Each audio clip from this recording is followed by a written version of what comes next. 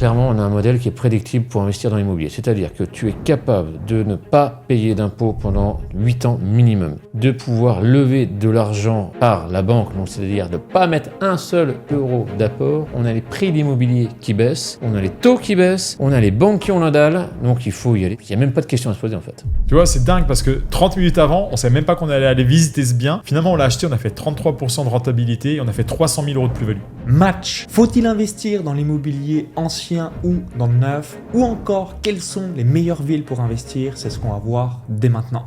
Bienvenue dans ce nouvel épisode. Donc aujourd'hui, je suis avec Jean et Julien qui sont également investisseurs immobiliers. Vous avez acheté dans votre carrière 104 biens.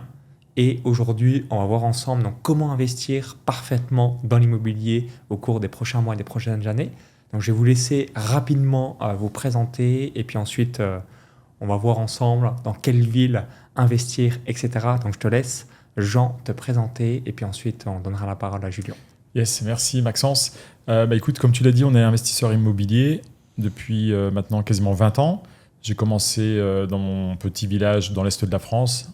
J'ai racheté, le premier bien que j'ai acheté, c'est la ferme de mes grands-parents qui était décédée. Personne dans la famille voulait la racheter. Et je me suis dit, c'est pas une mauvaise idée de commencer l'immobilier par ça. Ça, c'est parce que je n'y connaissais absolument rien. Et j'ai passé 5 ans à rénover cette ferme. J'ai créé des chambres d'hôtes. Et au bout de 5 ans, quand les chambres d'hôtes étaient créées, j'accueille mes premiers clients. Et là, je me dis, c'est génial, je gagne de l'argent. Tu t'es dit, le cash flow. Le cash flow arrive. Sauf que j'avais oublié un truc, c'est que fallait quand même gérer les clients. Donc, je commençais à 6h les petits-déj. J'étais salarié à l'époque, je gagnais le SMIC en parallèle. Donc, j'avais quand même mon boulot principal. Je gérais les clients à partir de 6h du mat. Jusqu'à 23h du soir, on les attendait. Et ma femme était hôtesse de l'air aussi en parallèle. Donc, on avait 2 boulots respectifs. On gérait les chambres d'hôtes. Et après 5 ans de travaux, l'ouverture finale, on se dit, en fait, c'est pas le bon plan. Parce qu'on s'est acheté un deuxième travail, tu vois. Et finalement, on gagnait peut-être 2000, 2500. Pire, parce que tu démarres à 6h et tu termines à 23h. Ouais, enfin pas en continu, mais toi, l'amplitude horaire, tu fais les petits déj, tu pars au boulot, tu reviens, tu accueilles les clients, tu refais les lessives. Donc en plus, dans l'est de la France, il pleut vraiment toutes les 2 heures. Donc pour se faire sécher les draps, c'était l'horreur. Enfin bref, c'était assez la galère. Et là, on s'est dit, on est devenus des femmes de ménage de luxe parce qu'on gagne 2000, 2500 de plus par mois. Mais le but d'investir dans l'immobilier, notre rêve commun avec Julien, c'était la liberté financière. Donc, c'était pas échanger notre temps contre de l'argent. Et là, finalement, les chambres d'hôtes, c'était échanger son temps contre de l'argent. Donc, suite à ça, j'ai acheté des petites maisons dans mon village que je payais 25 000 euros. J'en ai fait plusieurs. J'étais à peu près en cash flow équilibré, c'est-à-dire que ça me coûtait rien. Et puis après ça, on s'est revus avec Julien, on s'est recroisés. On est issus de la même famille, il expliquera après. On s'était un peu perdu de vue en étant jeunes adultes. On s'est recroisés par hasard dans le sud de la France. Et on a vu qu'on avait des compétences complémentaires. Moi, j'étais bon sur les travaux, parce que ça faisait 3-4 maisons que je rénovais tout seul. Et j'étais bon sur la négociation, parce que j'ai toujours aimé ça. Tu vois, faire des offres agressives avec le sourire, mais voilà. Donc, on pourra en parler un peu plus tard, si tu veux. Mais la négociation, ça m'a toujours fait kiffer. Et avec Julien, on s'est dit, on n'a qu'à s'associer, on va acheter des immeubles. Et donc, on a acheté des immeubles. On a acheté 5 apparts, 10 apparts, 15 apparts, 20 apparts, 30 apparts. Jusqu'au 104. Jusqu'au 104 aujourd'hui. Alors, on a arbitré aussi le patrimoine. On a revendu parce que les tout premiers étaient vraiment des petits biens, des petits appartements. Donc, on rachète des projets maintenant à plus d'1 million d'euros. Mais voilà un petit peu le parcours. Commencer au SMIC finalement et puis arriver à peu près à 16 000 euros de loyer par mois. Excellent. Ouais. Et durant votre enfance, vous connaissiez ou vous jouiez ensemble? En quelle année vous étiez retrouvés finalement pour faire votre collaboration? On s'était retrouvés en 2013, je pense, un truc comme ça. Ouais, mais on est cousins, donc forcément on s'est rencontrés à la base, on est la même famille. Pendant l'enfance, de temps en temps, vous vouliez une fois par an? Certains week-ends, on se voyait. Noël, la Toussaint, c'était canon. On s'est bien ennuyé quand même pendant les Toussaint. C'était pas marrant quand même, quoi. Je sais plus, je me souviens plus des détails. En tout cas, ce que je sais, c'est qu'on jouait énormément au Monopoly. Et ça nous a... littéralement, on a joué des centaines d'heures au Monopoly. Des centaines, peut-être même... on avait des milliers, je sais pas. On avait même créé des livrets de banque parce qu'il n'y avait plus assez de billets dans le truc, dans la case. Et donc, on faisait des prêts avec des taux d'intérêt. Ok, fais gaffe parce que tu viens de repasser à la classe départ. Il y a tant de pourcents que tu dois régler et tout. Ah ouais, c'est chaud. Hypothèque. J'hypothèque et tout. Enfin, on avait poussé vraiment le game. On était tarés, mais on faisait des parties qui duraient 10-12 heures. Parce que même dans les négociations... C'était sur plusieurs jours. Ouais, c'était sur plusieurs jours. allez, vas-y, je t'achète tes gares. Non, bah, je te donne avec la carte là, et je te donne tant, bah, je sais pas et tout, parce que si tu prends ça, tu deviens plus fort sur la ligne là. Ouais, mais regarde, moi, ça me fait une ligne complète, c'est une belle ligne, les jaunes et les rouges, ça fait bien, toi, sur le tableau. Bah, ça fait peut-être bien, mais moi, si je passe là, je vais me faire plumer. Mais non, je te plumerai pas, je te ferai un prix. Enfin bref, toi, c'était tout le temps comme ça, quoi. C'était marrant, quoi. Votre adolescence, vous étiez déjà dans cette mouvance d'investir, cash flow. Ouais, mais on était plus en mode jeu, on n'était pas à se dire... c'est un jeu, mais c'est pas la réalité. C'est pas la réalité, mais on s'est dit, il faudra qu'un jour on le fasse quand même en vrai, parce que ça a l'air d'être cool quand même. Ben, je pense que ça nous a mis une petite graine dans le cerveau, et d'ailleurs, pour les gens qui nous regardent, faites jouer vos enfants au Monopoly. C'est un excellent jeu pour apprendre de l'intelligence financière. Ça te fait comprendre un truc énorme, c'est que tu achètes des actifs qui te rapportent de l'argent de manière automatique, et si tu veux devenir riche dans la vie, et tu es bien placé pour le savoir, il faut avoir des revenus passifs et donc acheter des propriétés qui vont te procurer de l'argent sans que tu aies besoin d'échanger ton temps contre de l'argent, c'est toujours le même truc, parce que si tu attends de passer par la case départ à chaque tour de plateau, donc dans la vraie vie ça serait avoir ton chèque à la fin du mois, personne ne devient riche comme ça. Donc, malheureusement, donc là, pas les bonnes règles. Voilà, donc la tête que ça nous a mis, c'est achète tout ce que tu peux, et après ça qu'on a commencé à jouer au Monopoly dans la vraie vie avec des petits budgets au début, hein. Mais oui, on a fait pas mal d'opérations parce qu'à chaque fois qu'on voyait un truc potentiellement intéressant, on se posait pas la question, on achetait en fait. Ouais, c'était vraiment ça. Et vous avez 1 an d'écart, 3 ans d'écart, 5 ans d'écart 2 ans d'écart. 2 ans d'écart. Moi, je suis de 83, il est de 81. Ok. Est-ce que vous avez connu la bonne paye? Oui, aussi. Parce que j'ai pas mal joué. Je suis de 89, mais j'ai pas joué au Monopoly, ça aurait été pas mal, mais on a beaucoup joué à la bonne paye avec ma famille. Ouais. La bonne paye, il y avait déjà des réflexes à avoir en fait sur les dépenses, hein, donc c'était bien fait déjà comme jeu quand même. Hein. C'est pour ça que je suis assez carré sur l'aspect financier vis-à-vis de tout ça. Et toi, Julien, comment de la France. Vous habitiez aussi? Moi, j'habitais à Nancy. Proche. Non, déjà, on habitait à 1h30, 2 heures de route. Donc, toi, c'est pour ça qu'on ne voyait pas tout le temps. C'était des réunions familiales, quoi. Ok, je comprends. Et donc, moi, à Nancy. Et j'ai voulu faire après de l'immobilier. Le problème, c'est que je ne savais pas comment. Dans notre famille, il n'y avait aucun investisseur. Clairement, il n'y avait rien de tout ça. Donc, vous êtes de la campagne.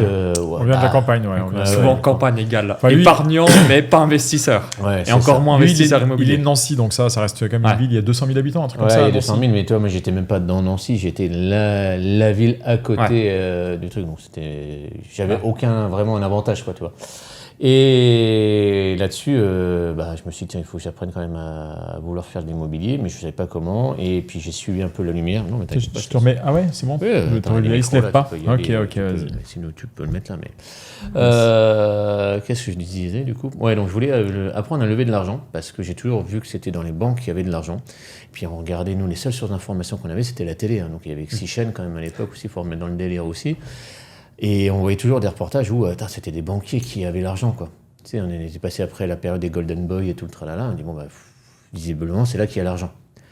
Donc, j'ai fait des études pour être banquier. J'y suis arrivé. Je ne sais pas trop comment, mais j'y suis arrivé. Et là, j'ai dit, mon bureau, c'est clairement mon laboratoire où il faut que j'apprenne la formule magique, quoi. Donc les mecs venaient avec leurs projets, il fallait que je les retransforme, je leur travaillais les chiffres pour convaincre mon directeur d'agence. Si mon directeur d'agence dit « Ouais, ok, c'est bon, les finances », j'avais plus de chances de faire financer par les risques, dans le pôle risque de la banque. Et ça passait au début, pas tout le temps, puis au fur et à mesure j'affûtais, puis à un moment donné, ça passait tout le temps, quoi. Je me dis « Ah, c'est cool, j'ai le pouvoir de financer ». Sauf que je me suis rendu compte d'un problème, c'est que moi je restais derrière mon bureau, et t'avais tous les mecs qui arrivaient avec leurs projets un par un, ils étaient trop contents parce que je leur faisais leur truc, je leur changeais tout, et hop, ils repartaient avec leur financement.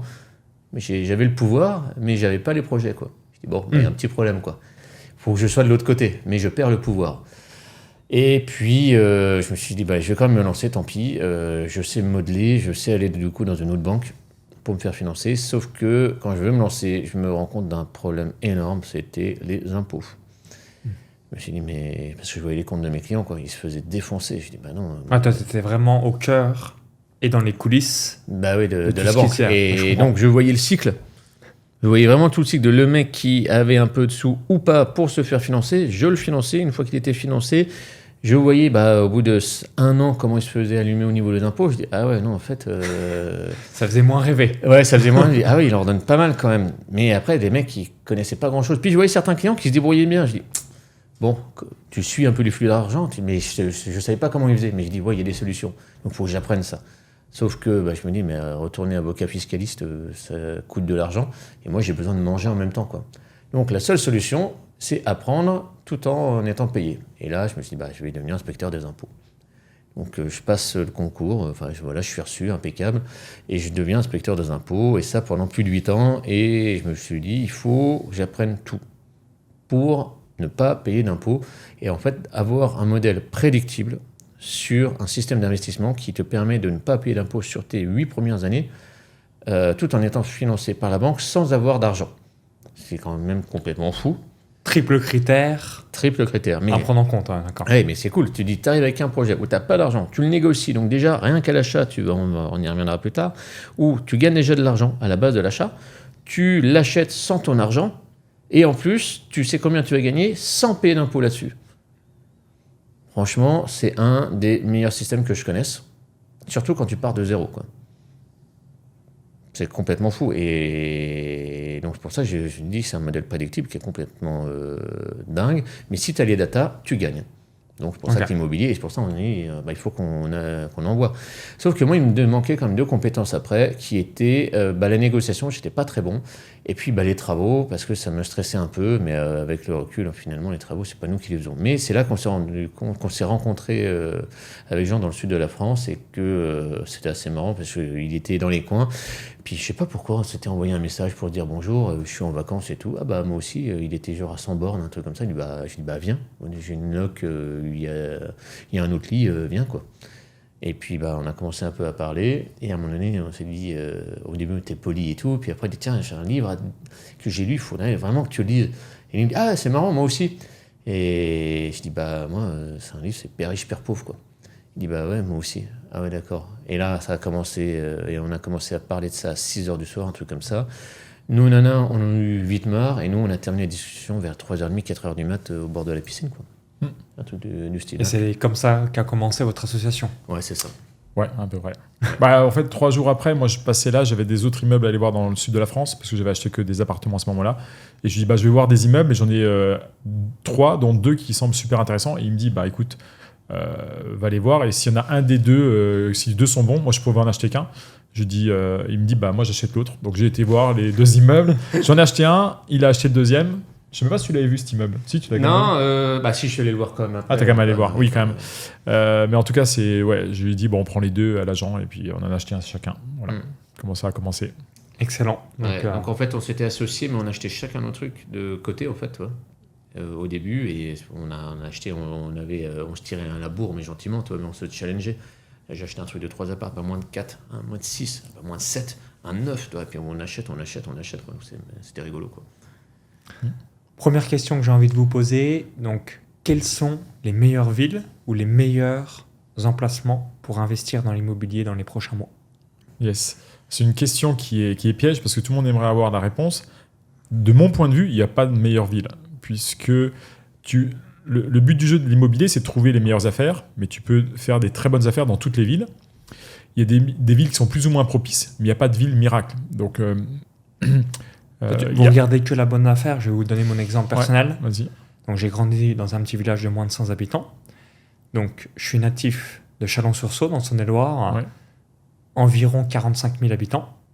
Est-ce que vous recommanderiez aussi d'investir dans ce type de ville, même si elle est plutôt dans le déclin et pas en croissance voilà. Ça va dépendre effectivement, comme tu viens de le dire, de la croissance démographique. Si la ville elle est en fort déclin, elle est plutôt comme ça, on va dire. Si elle est comme ça, très légèrement... Ouais, légèrement à la baisse. C'est comme... Tu analyses toujours le risque, en fait. Donc, si il est en fort décin, à moins c'est une légère baisse, légère, comme une piste donc plus verte de ski.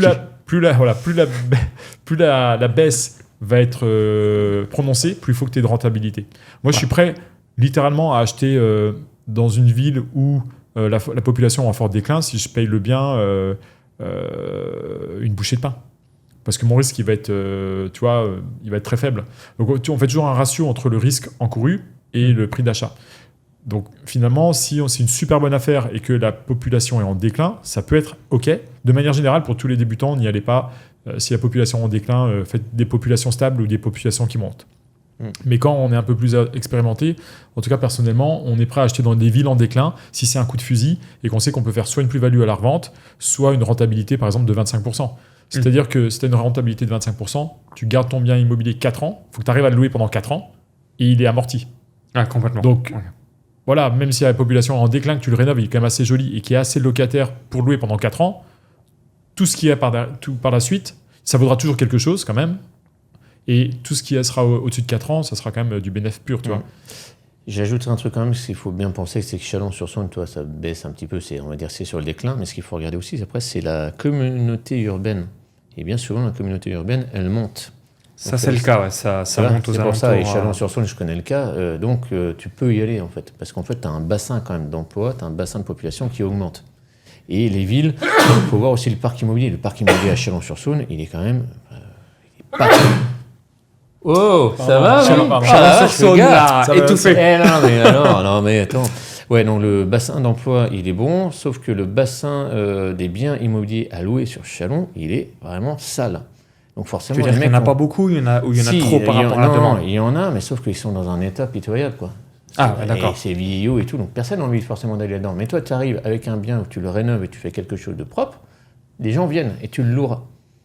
Ouais. Tu vois, c'est ça aussi, parce qu'il faut quand même pas l'oublier, c'est que le parc vieillissant de France, il ne fait pas forcément envie les nouveaux aspirants, tu vois. Sauf que quand tu rénoves, bizarrement, ça marche tout de suite. Donc, parce qu'il y a l'effet waouh, ou forcément la personne préfère être dedans. Fais un truc où tu as envie de louer toi-même.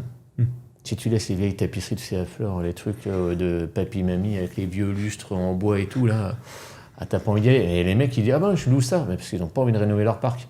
Mais te plains pas si t'as plus de locataires à un moment donné, quoi. Ou alors si le prix est vraiment une bouchée de pain par rapport à ce qui pourrait être loué sur le marché. Ouais, voilà, mais t'attires qui ? Des mecs des gens en dèche, malheureusement. Et puis nous, clairement, je vais être cash, mais moi, tout ce qui est RSA qui travaille pas, j'en veux pas. On peut pas communiquer. On n'arrive pas à parler, quoi. Un mec qui travaille et tout, moi j'ai envie de lui faire un bon logement, on peut parler, il sait que la valeur des choses c'est un tel prix, il sait qu'il me loue un bien et que moi en contrepartie je lui rends un bon service aussi. Donc toi ça c'est win-win, quoi. Et tu peux parler avec une personne qui travaille. Alors que quelqu'un au RSA, tout lui est dû. L'argent tombe tout seul. C'est pas le même délire. APL, aide sociale, etc. Je comprends. Voilà. Et aussi un autre truc pour terminer sur les villes, ça dépend aussi de la stratégie. Tu veux faire du cash flow, province. Tu veux faire du patrimoine, tu vas dans les grosses villes. Mais les très grosses villes, si tu veux faire du patrimoine, mais t'attends pas de la renta, quoi. Parce que souvent, il y a ces 3 critères. Mais en tout cas, moi, c'est ce qu'on m'avait expliqué, c'est ce que je prends en compte. Généralement, donc, soit patrimoine, cash flow, rentabilité, ou un mix de ces 3. Vous, quels sont un peu vos conseils et feedbacks par rapport à cela ? Là, nous, clairement, quand j'ai commencé, moi, j'étais au SMIC. Donc, mon objectif premier, c'était de remplacer mon salaire, tu vois. Donc là, c'était cash flow. Cash flow. Pour faire un max de cash flow, tu vas dans les petites villes et tu vas en province. Plus la ville est petite, en général, plus tu vas avoir de cash flow.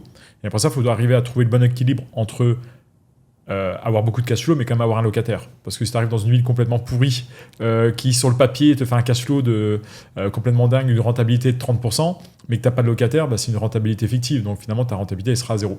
Donc, le but du jeu, c'est d'arriver à trouver le bon compromis entre un maximum de cash flow pour remplacer son salaire. Et être sûr d'avoir un locataire honnête. Ouais. C'est ça le truc. Mais après, une fois que tu arrives, donc ça c'est quand tu commences, quand tu n'as pas de thunes, en général, je vous encourage à faire. Pour aller chercher ces premiers 100 000 euros d'emprunt aussi. Pour remplacer son salaire, en fait, tout simplement, c'est mieux de faire du cash flow. Et une fois que tu commences à avoir un patrimoine qui est sympa, soit ça dépend des objectifs de chacun.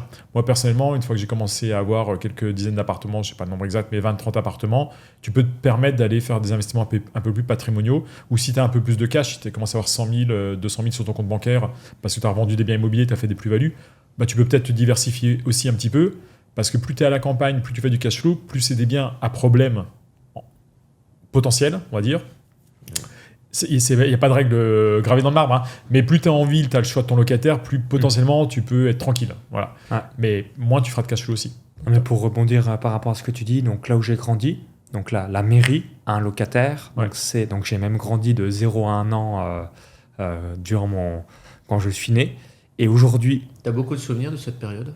De 0 à 1 an, trou noir comme tu peux l'imaginer. Mais ce qui est impressionnant, c'est que c'est 65 mètres carrés. Et aujourd'hui, c'est loué 350 € par mois. Ce qui est pas cher. Ce qui est vraiment pas cher. Et c'est compliqué de trouver un locataire, puisque forcément, comme c'est un village de moins de 100 habitants où il n'y a absolument rien... oui, c'est dans la mairie de ton village. Ouais, la mairie de mon village. La mairie de ton village, c'est pas la mairie de c'est le seul endroit où on peut le louer. Mairie de mon village. Je crois qu'il doit y avoir un locataire en ce moment même. Mais c'est pour donner un aperçu. C'est dur de trouver un locataire, logique, puisque même si c'est pas cher, hein, honnêtement, 65 mètres carrés pour 350 euros par mois. Attends, tu payes 5,50 € du mètre, quoi. Donc les amis qui nous regardez, si vous voulez un logement pas cher, vous allez à... C'est où le village ? Châtellmoron. Vous regardez tous les villages, je pense, inférieurs à 500 habitants. À mon avis, il y a des bonnes affaires à peu près partout. Il faut aimer la campagne. Mais il faut vraiment aimer la campagne. Et évidemment, il faut avoir une voiture. Et là, c'est un appartement. Ouais, un appartement. C'est au-dessus de la mairie, en fait. Parce qu'un appartement en campagne dans les petits villages, c'est pour ça que les gens, ça n'a pas trop de demandes. Parce que quand tu vas dans un petit village, il y a des gens qui aiment la nature, mais ils veulent une maison avec un jardin pour faire un barbecue, tout ça. Ouais, donc, en plus, là, t'as rien de tout ça. Ouais, c'est pour ça. En hauteur de les inconvénients, la salle des fêtes en bas, quoi. T'as les inconvénients. Donc, en plus, quand il y a une salle des fêtes, t'es juste au-dessus, tu prends tout le son. Enfin, remarque, il doit pas y avoir beaucoup de fêtes dans le village de 100 habitants. Ouais, je dirais une par trimestre en moyenne. Qui n'est pas forcément une fête, mais un rassemblement. Mais c'est vrai que là, des appartements vraiment dans des petits villages, ça marche pas. Moi, je parle aller dans des petits villages, c'est plutôt prendre des maisons avec un jardin. Là, ça se loue bien, ça coûte pas cher, et là, on a une belle rentabilité. Mais des appartements dans des villages, t'as le locataire, il a tous les inconvénients de la ville, entre guillemets, parce que t'es dans un appartement, c'est quand même pas foufou, mais sauf que t'as même pas les services. Donc, absolument. Le top, c'est d'avoir une maison en ville avec un jardin et tout. Là, t'as les services et t'as l'espace extérieur. Mais si tu vas en campagne et tu veux investir, achète quand même des maisons et pas des appartements. Ouais, d'accord. Enfin, je parle vraiment des petits villages. Les petits villages, il faut acheter que des maisons. Tout ce qui est en dessous de 1000 habitants, ce qui me paraît logique. Parce que en dessous de 1500 habitants, c'est pas 500, ça dépend du village et de la zone qu'il y a autour. Mais moi, par expérience, en dessous de 1500 habitants, je prenais que des maisons avec des jardins. Ok.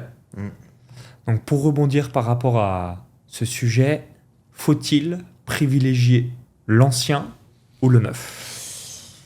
Ça va nous énerver, ça. C'est comme le bon et le mauvais chasseur. Ouais. Bon, quel est votre feedback par rapport à cela ? Non, il n'y a pas de débat en fait. Il y a zéro débat là-dessus à avoir. Le neuf, on est contre parce que c'est en gros le Pinel. C'est la carotte fiscale. Tu penses que tu dis je paye moins d'impôts, donc du coup tu vas faire une bonne affaire sur l'immobilier.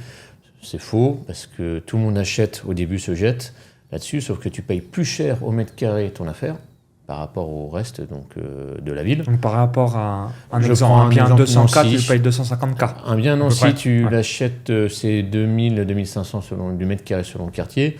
Un Pinel, c'est 4000 balles au mètre. Donc si t'es pas trop bête, tu sais faire le calcul, tu sais déjà que ça va pas trop bien marcher. Les mecs te disent, non, mais de toute façon ça va prendre de la valeur. Puis regardez l'économie d'impôt. Ils te montrent ça, l'économie d'impôt. C'est que ça, on vend que l'économie d'impôt. On te vend l'économie d'impôt, mais de manière générale, dès qu'on te vend une économie d'impôt, c'est qu'il y a quelqu'un qui se gave. Parce que là, ils te vendent un bien. Et en fait, l'économie d'impôt que tu fais, c'est ce que tu payes en plus sur la valeur de ton bien. Donc quand tu veux le revendre au bout de 7-8 ans, en général, tu vas le vendre moins cher que ce qui t'a coûté. Que dit, si tu l'as acheté 4000 € le mètre carré et que le marché c'est 2500 € le mètre carré, tu as peut-être économisé, je dis n'importe quoi, sur 15 ans, 50 000 €, mais finalement tu as payé 100 000 € de plus. C'est à peu près ça s'équilibre. C'est-à-dire que tu as payé 50 000 de plus et tu as économisé 50 000 balles de plus. Enfin, tu as économisé 50 000. Donc finalement, tu n'as rien gagné. Grosso modo, le Pinel, c'est Pinel de Normandie, tout ça. À moins que les programmes soient faits soi-même, c'est-à-dire qu'on construise nous-mêmes et qu'on fasse nous-mêmes la promotion immobilière, auquel cas ça peut être extrêmement rentable. Mais si on passe par un promoteur, dans 95% des cas, c'est pas intéressant. C'est la pire façon d'investir dans l'immobilier. Le Pinel, c'est la pire façon d'investir dans l'immobilier. Tu peux difficilement faire moins bien. C'est toujours mieux que de rien faire, parce que tu vas quand même d'une manière ou d'une autre capitaliser. Okay, donc c'est toujours mieux que de rien faire et puis laisser ton argent sur un livret A, on est OK. Mais tant qu'à faire, si tu investis dans l'immobilier, autant le faire soi-même. Tu investis dans de l'ancien et tu auras des rentabilités en moyenne à 7% en France. 6% à peu près en moyenne. Et si tu te débrouilles bien, les personnes, nous, en moyenne, on fait au moins 10%. Vous mettez ça comme règle, en dessous de 10%, vous ne faites pas. Et tous les gens qu'on accompagne, c'est minimum 10% c'est brut. C'est un dogme. Sinon, on paraît bien et logique. Et tu peux avoir des super affaires où des fois tu vas faire 20-25% de rentabilité. Bon, ça n'arrive pas tous les 2 mois, mais quand tu en trouves une, même si c'est une fois tous les ans, tous les 2 ans, c'est extrêmement rentable et ça change clairement ta vie financière. Ouais. Puis un autre truc, le Pinel aussi, pourquoi on trouve que c'est la pire façon d'investir, c'est que tu mets de l'argent tous les mois dedans. tous les mois, ça te Oui, coûte. donc tu as un cash flow négatif. Ouais. Donc c'est complètement débile. Deuxième chose, c'est qu'à un moment donné, tout le monde en a marre de mettre de l'argent. Ils se sont dit, on est bloqué pendant 9 ans, parce que tu es bloqué pendant 9 ans. Et seulement là, tu peux le vendre. Sauf que tout le monde en a marre et tout le monde veut le vendre au même moment. Qu'est-ce qui se passe ? L'offre est supérieure à la demande. Voilà. Et comme en plus, il est bien trop supérieur au prix du marché de la ville, les mecs revendent à perte. Et donc, ce qu'ils avaient économisé en impôts est perdu là, à la revente. Et c'est systématique, malheureusement. 95, en plus, il a été sympa, mais on peut augmenter encore le pourcentage, quoi. Il y a 1 ou 2 programmes par an qui sortent, qui sont vraiment bons, mais ceux-là, tu les vois jamais, quoi. Ok. Voilà. Donc, si on résume, team ancien. Oui. Ça, à 100%, il n'y a même pas débat. Ouais. Maintenant, autre débat souvent qu'on peut voir sur Internet, doit-on réellement investir sans apport ? Est-ce réellement possible ? Ou pour notre sérénité, c'est toujours bien quand même d'avoir, donc dans l'idéal, 5 ou 10% du montant du bien de côté en cas de mésaventure ? Ou est-ce qu'on a des astuces, conseils pour avoir entre guillemets le beurre et l'argent du beurre et pouvoir investir peut-être sans apport, mais ne pas être sous le stress en cas de quelconque pépin. Quel est votre retour par rapport à cela ? En fait, tu vas faire d'une pierre deux coups. Le mieux, c'est d'investir sans apport. Et si tu as la chance d'avoir de l'épargne, de la garder en épargne de sécurité, si tu as une merde dans ton appartement, s'il faut changer la chaudière en urgence ou je sais pas quoi, ou si tu as un problème qui n'était pas prévu, tu as une épargne de sécurité. Donc la règle, c'est d'avoir 1 an de loyer d'avance. Donc si on a un bien, prenons un exemple sur un bien à 250 000 euros. Ouais. Donc si tu as une renta bien de 250 000 6%. Ouais, alors ça va te faire à peu près 1 000 euros par mois. Ok. À 5%, ça fait 1 000 euros par mois. Il faut que tu aies 12 000 d'épargne, minimum. Ok. Parce que si tu as quelque chose qui ne va pas, tu peux piocher dans des 12 000 et voilà. Et puis bien sûr, investir sans apport, c'est quand même le top. Donc, parce que de toute façon, alors, si tu n'as pas d'argent comme nous au début, tu n'as pas le choix, tu investis sans apport. Tu ne te poses pas la question, tu es obligé de trouver des solutions. Et même si tu as de l'argent, il y a beaucoup de personnes qu'on accompagne, leur premier réflexe c'est j'ai 50 000 euros, je vais les mettre en apport, donc ça va faire baisser la somme que je vais emprunter, donc je vais avoir un taux d'intérêt aussi un petit peu plus bas, je vais pouvoir rembourser plus vite, et finalement mon crédit va me coûter moins cher. Mais c'est pas le bon raisonnement. C'est le mindset du pauvre pour moi. C'est le mindset du pauvre. Est-ce que Elon Musk va acheter Twitter en payant cash ? Non. En fait, les riches font que de l'effet de levier bancaire. Ils n'utilisent pas leur argent. Il faut bien comprendre que quand tu as de l'argent, tu es sexy pour le banquier. Donc si tu mets tout ton pognon sur ta première opération, tu n'as plus d'argent, tu vas avoir du mal à relever de la dette. Alors que si tu as de l'argent, tu investis sans apport, tu fais du cash flow, tu fais monter ton capital à côté, tu peux emprunter de plus en plus, ça fait effet boule de neige. Bien sûr, il faut faire attention au taux d'endettement et d'autres critères, mais le débat, c'est sans apport dans la mesure du possible. Et si, bien sûr, le banquier te demande de mettre des fois 5% et que tu n'as pas le choix, il faut aller vite parce que c'est une bonne affaire, tu mets 5% d'apport. Ils sont toujours mieux utilisés que sur ton livret A dans tous les cas. Ouais, et surtout, c'est que te forcer à investir sans apport va te forcer à être plus exigeant aussi sur ta rentabilité. Parce que tu dis, le bien là, finalement, ça passe. Si je mets 50 000 d'apport, par exemple, la rentabilité n'est pas élevée, mais ça passe comme ça, au moins, ça s'autofinance. Et du coup, tu es un peu plus lazy là-dessus. Donc, ça te force à aller chercher vraiment la bonne affaire et à sélectionner la bonne affaire. Donc, ça, c'est quand même déjà ça. Là où je peux apporter une nuance sur le mettre un peu d'apport, c'est quand tu es en période de taux haut et que tu achètes ta résidence principale et que comme les banques, elles te font payer les intérêts très vite, ça peut avoir du sens de mettre de l'apport pour acheter sa RP pour diminuer la part d'intérêt parce que là, c'est quand même toi qui vas le payer. Si tu as beaucoup de cash, bien évidemment. Mais sinon, il n'y a pas d'intérêt, quoi. Alors maintenant, j'aimerais qu'on parle des taux d'intérêt. Donc, comment évoluent les taux d'intérêt ? Quelle stratégie adopter ? Donc, généralement, moi, j'entends souvent 2 éléments. Et vous allez me dire un petit peu votre retour par rapport à cela. Emprunte le plus longtemps possible pour diminuer la mensualité et avoir le cash flow plus important. Est-ce que vous êtes OK avec cette approche ? Et numéro 2, souvent, on m'évoque fais un capital différé. 12 mois, 24 mois, 36 mois, comme ça, tu as du cash flow qui rentre puisque tu démarres le remboursement du prêt en 12, 24 ou 36 mois. Quel est un petit peu votre retour par rapport à cela ? Alors, les taux, je fais la météo des taux, puis après je te laisse la suite. Vas-y. Les taux sont en train de baisser. Donc ça, c'est plutôt une bonne nouvelle. On avait bien monté. Donc là, on est à 3%, ouais, 3,50. Même un petit peu moins. Donc si tu as un dossier excellent, tu peux même avoir moins selon la durée. Mais 20 et 25 ans, on a quand même bien baissé. Donc ça, c'est déjà une très très bonne nouvelle. En fait, c'est des taux normaux aussi. Donc ça pas. Quand on a eu du taux à 1%, c'était what the fuck. Anormaux et. Est-ce que ouais. vous savez, pour la petite anecdote, vos parents, à combien ils ont emprunté? 17%. 10-11%. Ouais, moi, mes parents, 9%. Donc c'est vrai que ça fait rigoler quand les gens. Je ne vais pas investir dans l'immobilier parce que le taux est à 4%. Alors que c'était juste 1%, c'était gratuit. Et alors, peut-être qu'après, ça reviendra du 2%. Mais là, c'était un peu l'heure de gloire, entre guillemets. Ouais. Et puis, après, je te laisse, c'est que les taux qui montent ou qui descendent ne doivent pas influer sur la décision d'achat. Si c'est une bonne affaire, on achète. Quoi. Ok. Non, mais tu as tout résumé. Effectivement, de toute façon, le taux, finalement, on s'en fout un petit peu. Ce qui compte, c'est de trouver une bonne affaire. Tu empruntes avec le taux, peu importe à quel montant il est, parce que s'il rebaisse, tu pourras toujours le renégocier par la suite. Et en France, on est un des seuls pays au monde où on peut investir sans apport, avec des taux fixes, et avec un différé. J'ai l'impression que la France est le seul pays du monde. C'est le seul, à ma connaissance. Ouais, voilà. J'en ai fait à peu près 85 pays. À chaque fois, je regarde un petit peu les montages. Variable. J'ai pas vu un pareil. seul pays où on peut faire et du différé et du 110% et un taux fixe. Donc les Français, on n'a pas le recul pour se dire c'est incroyable la chance qu'on a. Mais en fait, si, c'est vraiment potentiellement un pays à fabriquer des rentiers. Parce que tu peux lever de la dette incroyable. Je veux dire que là, en 2025, les banquiers peuvent te financer quand même. Ils ont la dalle, ils ont vraiment envie de financer, ils ont faim. Donc, ils rouvrent les vannes. Ça, c'est vraiment une bonne nouvelle pour tous les investisseurs. En 2025, toutes les planètes sont alignées pour se faire financer. Et vu que tu peux investir à 110%, notamment sur une résidence principale, avec un différé de crédit, vraiment, il faut être fou pour ne pas le faire, quoi. Autre question également un petit peu dans l'actualité qui a été mise en pratique à partir du 1er janvier 2025. Comment anticiper l'impact des nouvelles réglementations écologiques, DPE, normes énergétiques? Il y a peut-être 1 million de logements qui va être plus ou moins pris en compte dans les prochaines années par rapport à cela.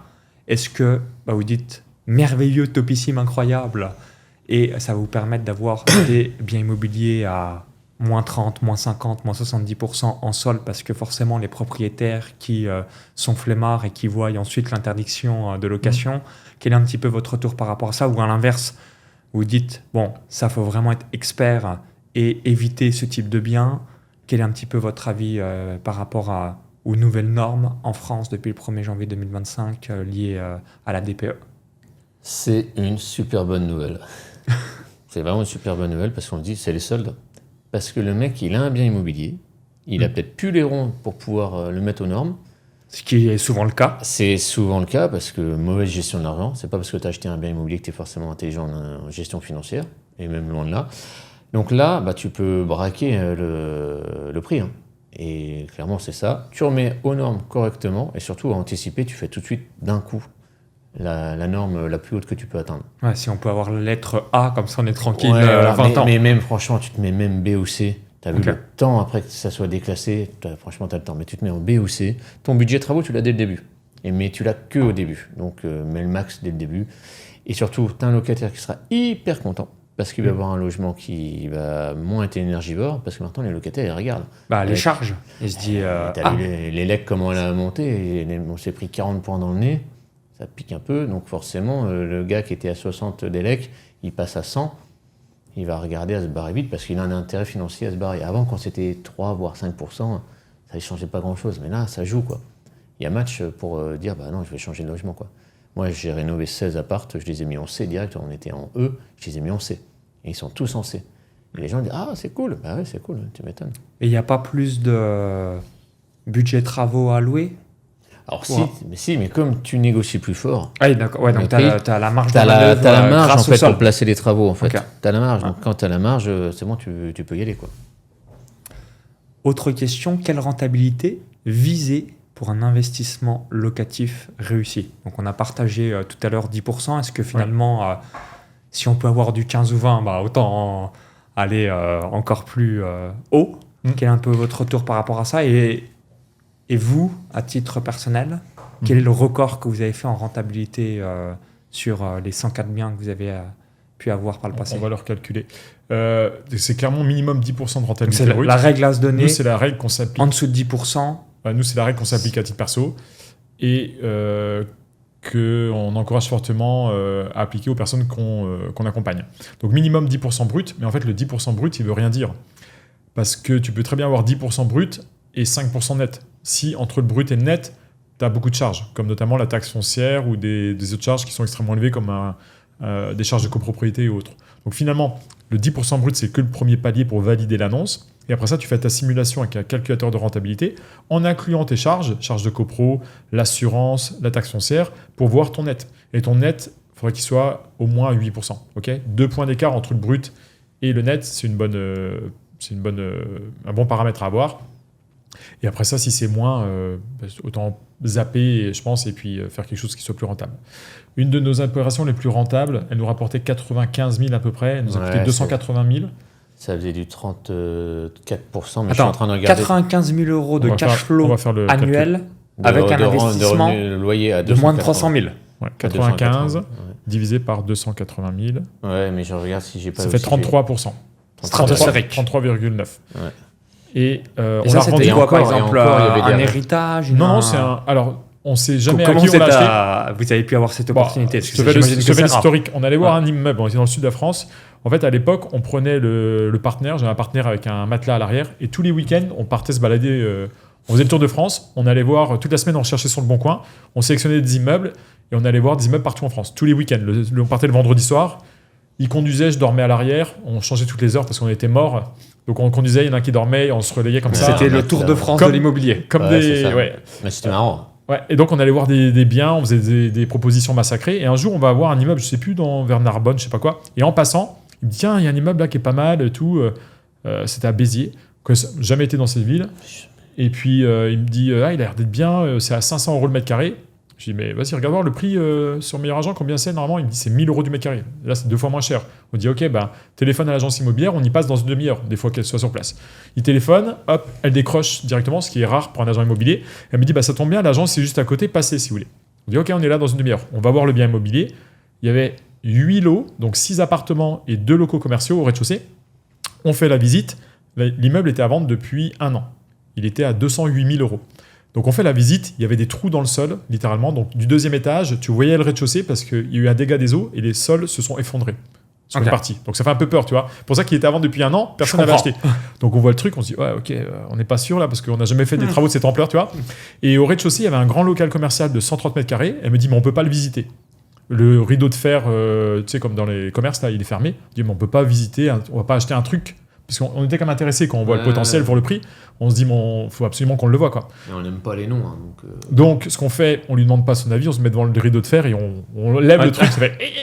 Ça craque, ça craque. Tu passes dessous. Et elle dit, vous êtes en train de le casser de ça. On dit, mais de toute façon, il faut le visiter. Donc, si on le pète, on le pète. Et on se faufile au-dessus, on prend la lampe torche du téléphone et on voit que le local, franchement, il est plutôt bien. Quoi. Ouais. Il est sain. Bonne nouvelle. Parce que, en fait, c'est comme si tu découvres une pépite. Personne ne l'avait vu, ce local. Depuis 1 an, elle avait peut-être fait 30 visites. Parce qu'il avait tout le temps fermé la grille. Bah ouais, parce que la grille était pétée. Personne n'osait. On a un peu pété quand même. On était 2, parce que tout ça, on aurait pas pu l'ouvrir. On a pété notre rideau. Voilà, parce qu'après, vous êtes venu. Finalement, on l'a acheté. Mais je crois qu'on l'a réparé. Je crois qu'on a changé le moteur. Enfin bref, on voit le local et là, on se dit, on dit rien avec Julien, mais on se dit, dans notre tête, c'est putain, là, on a découvert une pépite parce que tout le reste était pourri, personne n'a envie de l'acheter, mais le local était bon, tu vois. Rien que le local, t'aurais pu revendre. Rien que le local, on pouvait le vendre 100 000, quoi.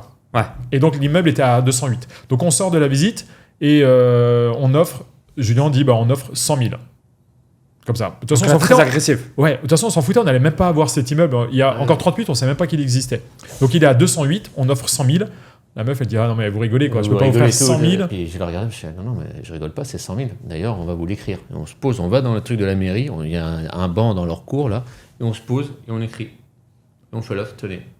Et donc, pour ceux qui connaissent Béziers, parce que nous, ne connaissons pas la ville, on a de la chance, parce que c'était vraiment à 100 mètres de la mairie, et c'est le seul quartier qui est vraiment classe de Béziers. Ouais. Parce que le reste de Béziers, ça peut être un peu pourrable. Mais là, il était vraiment dans un endroit, il refaisait les pavés, encore plus quand on visitait tout ça, donc il était en train d'améliorer le centre-ville. On offre 100 000, et on a une contre-proposition à genre quelques jours après, à 140 000. Et là, on se dit, ok, on a déjà gagné les négos. Donc, on fait quelques allers-retours, et on l'achète 127 000. Ouais, c'est ça. Donc on gratte 208 à 127, on gratte 81 000 euros, ce qui fait 40% du prix du bien. On l'achète. Avec les frais de notaire, ça nous coûte 140 000. Okay, on remet 140 000 euros de travaux dedans. Donc total, frais de notaire, travaux. On n'a pas fait du tout les travaux. On a pris des artisans, tout ça. Et le trou dans le sol, finalement, ça a coûté que 15 000 euros à refaire. Ça nous a coûté 280 000 en tout. Et quand tu signes l'acte final, tu as l'historique du bien. Tu sais à qui tu l'achètes et combien lui, il l'avait acheté. Et là, le truc dingue qu'on découvre à ce moment-là, et ce qui nous a fait vraiment péter un plafond de verre dans l'immobilier, c'est qu'on découvre que la SI à qui on l'achète, on les a jamais rencontrés, on ne sait pas qui c'est ces gens-là, et apparemment le patron était à l'étranger, mais bon, peu importe. Il l'avait acheté 450 000 5 ans avant. Donc il a acheté le truc 450 000, il n'a rien fait dedans, et nous on le rachète 127 000 en 4 ans, tu vois. Donc là, quand on découvre ça, on se dit putain, mais. Là, on a fait. Parce qu'on était un peu au pif, on ne connaissait pas la vie, on se dit. Là, tu t'es dit, là, j'ai vraiment fait une bonne affaire. On se dit, là, ça sent bon. On rénove, ça prend du temps comme la rénovation, parce qu'il y avait 550 mètres carrés. Ouais. On rénove, on fait des beaux. Un an, ouais. Deux. En fait, là, à cette époque-là, on avait acheté 4-5 immeubles en même temps. Non, c'était erreur. Gérer, et on a mis 1 an et demi parce qu'on s'en est pas trop occupé. Si on avait plein d'immeubles en même temps, ça c'est une erreur. Il faut mieux faire un projet ou deux, mais pas 4-5 si tu veux pas gérer. Surtout que c'était loin de chez nous. Mais bon, bref, ça c'est fait. On a mis 1 an et demi, peut-être. On les a meublés. On a fait des logements courte durée, tout automatisé, femme de ménage. On a créé dans la cave une laverie carrément avec des sèche-linges, tout ça. Enfin, on a industrialisé un peu le truc, quoi. Avec des pompes de relevage et tout. Enfin bref, on avait fait un truc. On a fait un truc sympa et avec un channel manager, automatisation des prix. Et la beauté du truc, c'est que les appartements, on arrivait à les louer jusqu'à 600 euros par nuit. Une nuit, 600 euros pendant les férias de Béziers. On se gavait. Parce qu'on faisait du revenu management. Donc on regardait les prix des autres logements. Et quand il n'y avait plus rien, nous, on voulait être les derniers en saison estivale. Et on tabassait. On louait des appartements de 60 mètres carrés jusqu'à 600 euros la nuit. Toi. Bon, c'était que pendant la feria. Ah, c'était 3-4 nuits. Mais ouais, là, 3-4 nuits. Mais on faisait 10 000 euros en 3-4 jours. Quoi. C'était un truc de fou. On avait payé 280 000. Donc on faisait 95 000 euros par an sur ce bien-là. Et on l'a revendu. On l'a gardé 4 ans. Et on l'a revendu 665 000. Donc immense plus-value. Ouais, on a refait une super plus-value aussi. On l'a vendu plus du double. Et en fait, pourquoi on l'a vendu plus du double? Et ça, c'est le meilleur tips que je pourrais donner aux gens. C'est parce qu'on a acheté des mètres carrés, pas cher, qui faisaient peur à tout le monde. Et c'est pas qu'on a eu de la chance, parce que le truc, il était à vendre depuis plus d'1 an. Donc vraiment, tout le monde aurait pu l'acheter. Refaire les trous, ça a coûté 15 000 euros par un maçon. Donc c'était pas très cher. Mais sauf qu'on a automatisé le truc et on a revendu non pas des mètres carrés, mais on a revendu un business. Okay. Tu vois la différence, c'est que on a revendu à quelqu'un et la rentabilité, on va le cash flow, elle était. Vous allez avoir environ. Ouais, mais regarde, lui, il a payé 665, donc on va dire il fait 95 000. Tu vois, lui, il a fait une super bonne affaire aussi. Hein. Ah, c'est ça qui est paradoxal et top. Divisé par. C'est que lui, encore, d'ailleurs, parce que c'est même pas. Lui, on lui a revendu à 14% de rentabilité. Ouais, donc il était très heureux de l'acheter. Il était nickel, l'immeuble. Et en plus, on n'a même pas fini de le rénover totalement. Parce qu'en plus, quand on l'a acheté, il y avait en haut 2 appartes qu'on n'a pas pu retoucher et qui étaient avec des loyers, mais totalement dérisoires. Il y en a un qui était à 252 €, donc nul, et un autre à 320 €. Parce que c'était des anciens baux, surtout la première, là, 252 balles, c'est une femme qui a eu un bail d'avant 1948. Donc le truc préhistorique, c'était peut-être un des derniers de France. La meuf, ça faisait quoi, plus de 60 ans qu'elle vivait là-dedans, quoi. Bah, elle est morte dans l'appartement. Oui, elle est morte d'ailleurs. On était proprio, quoi. Et voilà. Pas dedans, mais dans la maison de retraite. Et pourquoi vous ne l'avez pas gardé du coup? Parce qu'on voulait faire tourner. En fait, à chaque fois qu'on est monté, on a commencé par la petite maison à 25 000 €. Après ça, on a fait des immeubles. Et puis maintenant, on veut monter en gamme. Ah oui, après tu voulais acheter des trucs à 1 million, etc. Ouais, ça permet de monter. Il était très bien, cet immeuble. Mais ça permet aussi de monter à chaque fois en compétence. Et là, de récupérer du cash. Je comprends. Tu vois, là, le fait, ça nous a cassé une croyance limitante en disant putain, le gars, il a acheté 450, on l'achète 127, on leur vend 665. On dit ok, c'est pas qu'un coup de chance. C'est-à-dire que ça, c'est possible de le faire régulièrement. De le dupliquer. Donc on va faire encore mieux. Toujours. À chaque fois, tu grattes quelques pourcentages à l'achat, tu revends un petit peu mieux, et donc tu t'améliores d'opération en opération, tu vois, et sur des projets plus importants aussi. Donc là, on fait des projets maintenant à plus d'1 million au moins. Et le dernier projet qu'il a fait, c'est 16 appartements d'un coup. Donc à chaque fois, on fait plus gros. C'est ça aussi. Ça permet d'arbitrer le patrimoine. C'est ça. Pour rebondir par rapport à le sujet qu'on vient d'évoquer, souvent, on se demande est-ce que je dois faire de l'achat-revente, de la colocation, la location longue durée, la location courte durée. Quelle est la meilleure stratégie selon vous, donc pour quelqu'un qui démarrerait ou quelqu'un qui a déjà 2-3 biens pour continuer à avancer et scaler son cash flow? Il y a pas de stratégie parfaite déjà, et il y a des avantages. Achat-revente, quand c'est le démarrage, est-ce que vous recommandez quand même? Ça peut être super. Ça peut être super, mais il faut des capitaux, parce que ça, croire que la banque va te prêter pour le coup, pour un achat-revente sans argent, là par contre c'est mort. Pour le locatif, oui, mais pour l'achat-revente, c'est des gros montants en général. Et surtout, il faut faire dans des endroits où il y a des gros montants, où le prix du mètre carré est élevé. Parce que si tu vas en province et faire ça, là tu prends un gros risque. Tu peux te planter phénoménalement. Et les banques, pour prêter aux marchands, il faut vraiment de l'argent. Ça, c'est quand même le problème de l'achat-revente. Par contre, le faire plus tard dans ton parcours et dans des endroits où ça vaut le coup, donc genre Côte d'Azur, Lyon, Bordeaux. Toutes les grosses villes. Ouais, les grosses villes, là, ça peut être cool. Après, les autres, nous, on est quand même pour panacher le risque. On n'est pas genre full location courte durée, parce que quand il y a un problème ou une loi qui est restrictive, bah, t'es vite bloqué. Et ton plan... Parce qu'en France, aujourd'hui, c'est pas limité à 120 nuits, ça dépend. 120 jours par an dans de nombreuses villes. Pas toutes les villes, mais dans de nombreuses villes. Ça dépend. Il y en a, c'est 90 jours qui ont appliqué les nouvelles réglementations. Nous, on aime bien panacher. Tu as par exemple l'exemple là, des Willows.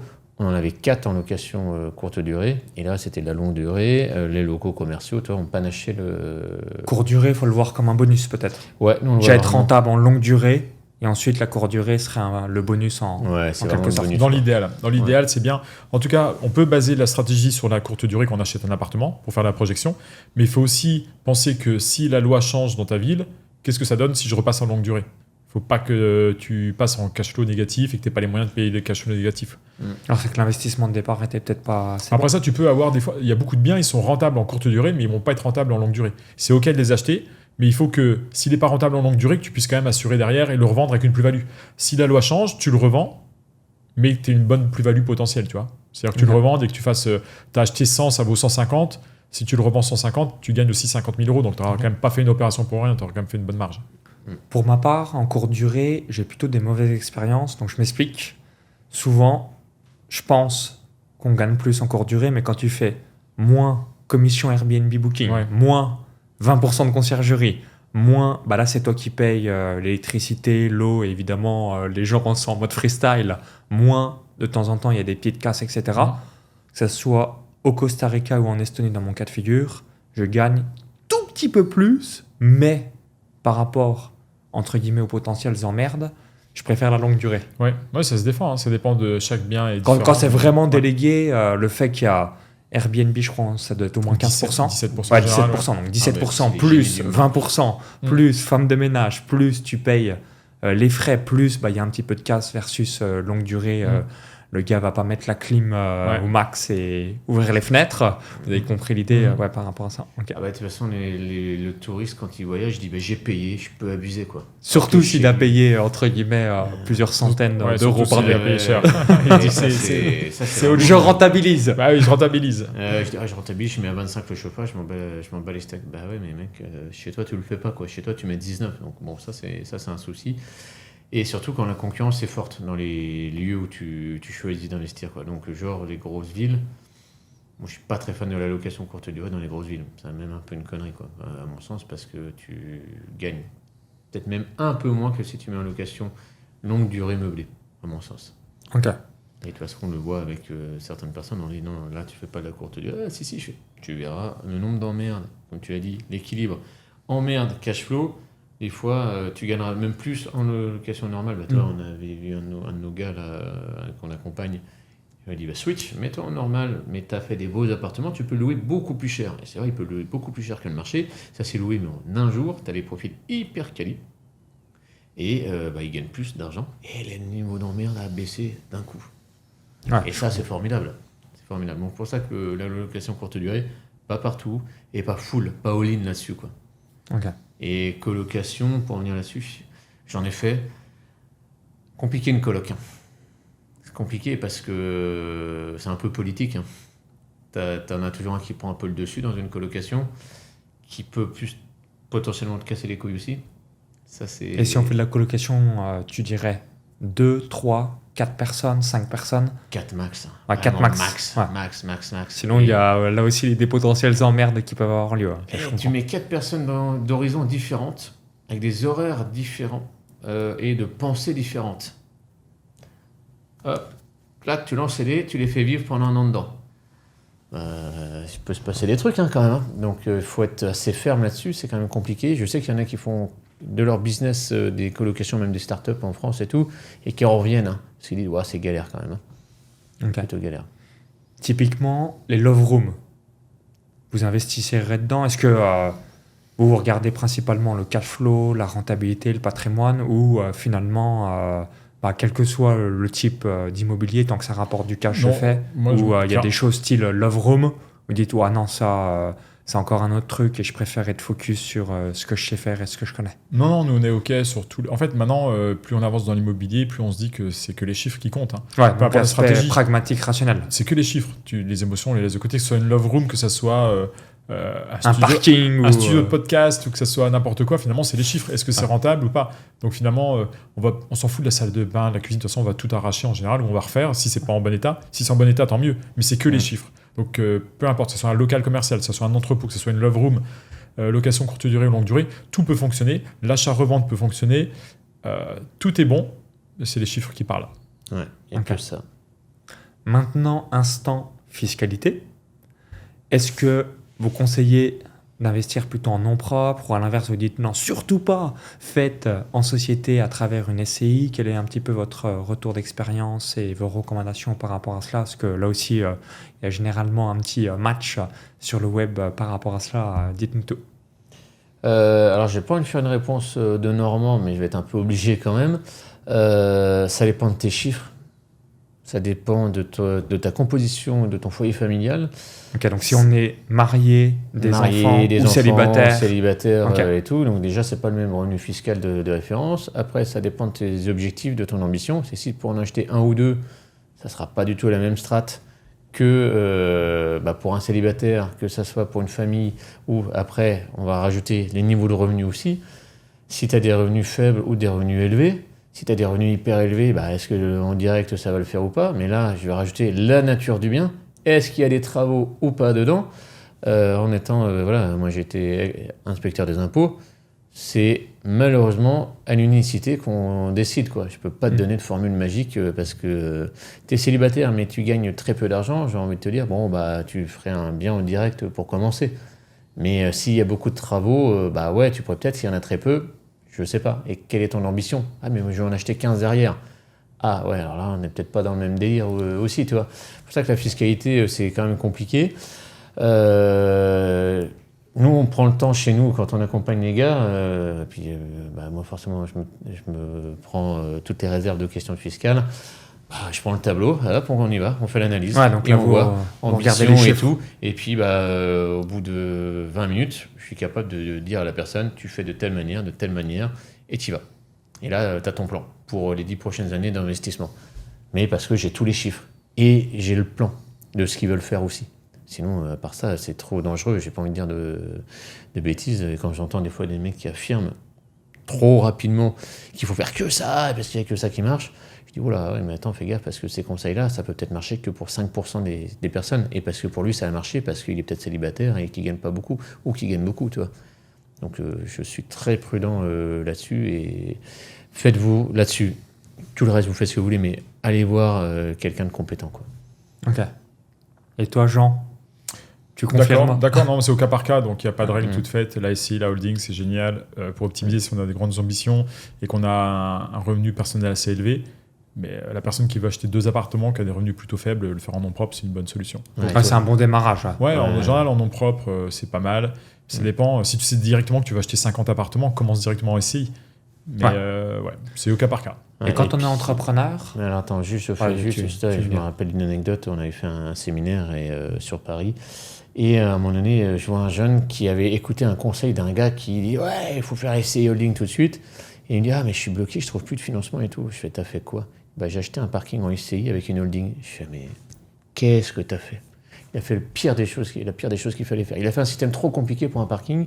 Et forcément, il va voir les banquiers derrière et plus personne qui veut le financer parce que c'est déjà compliqué pour un simple banquier. Je dis, là, la meilleure façon, c'est de revendre et de tout casser et repartir propre, quoi. Parce qu'il a voulu, il a écouté des conseils à la con sur Internet, quoi. Voilà. Question entrepreneur.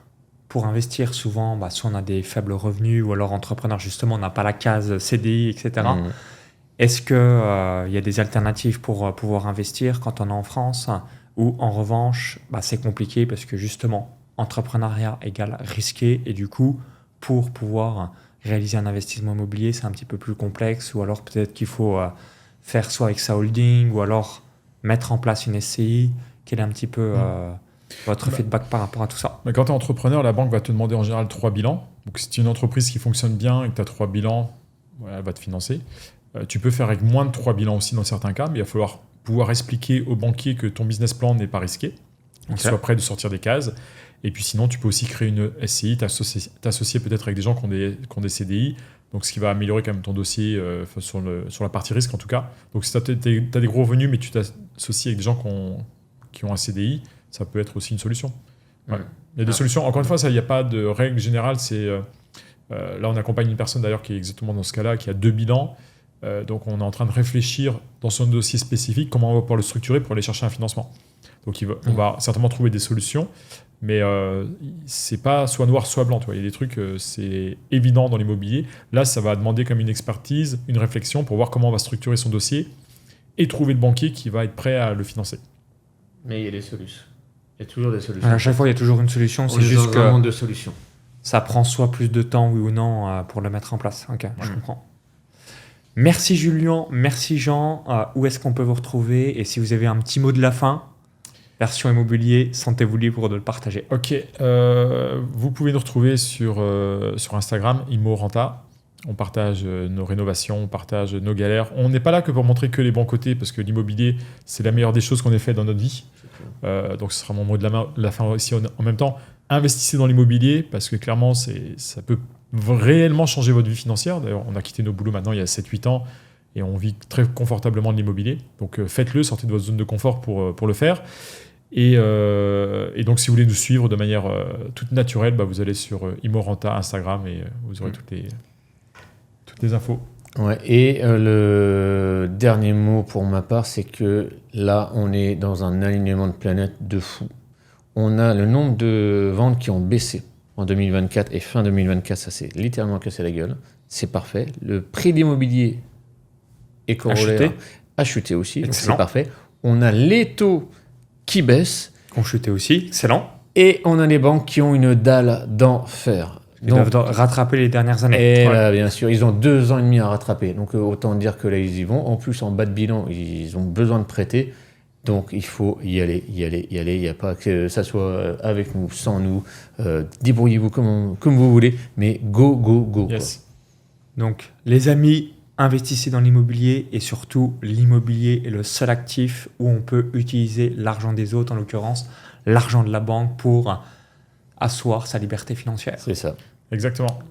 Merci à tous. Si vous avez apprécié, cliquez sur le petit bouton like, partagez, abonnez-vous et sentez-vous libre de partager directement votre réseau. Ils seront très heureux d'avoir ce podcast pour pouvoir investir correctement dans l'immobilier dans les prochains mois, les prochaines années. À très vite pour la suite. Bye. Salut.